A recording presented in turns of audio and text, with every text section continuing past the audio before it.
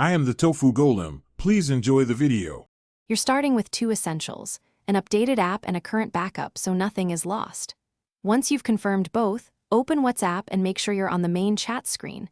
This matters because the locked folder is accessed from here. Next, tap the three-dot menu, go to Settings, then Account and Privacy to confirm your fingerprint or passcode is active.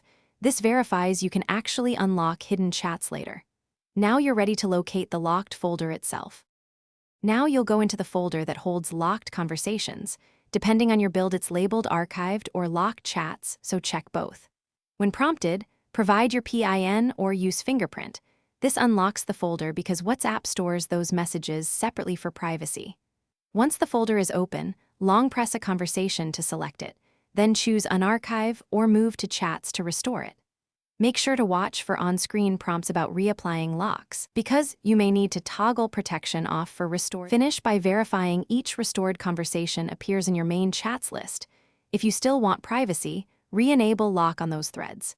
If you can't unlock the folder, make sure your phone's biometrics are working and that WhatsApp has required permissions.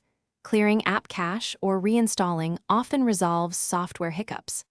If nothing else works, restore WhatsApp from the backup you made earlier.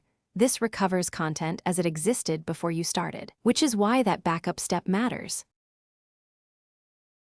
Thanks for watching. Consider subscribing if we helped you today.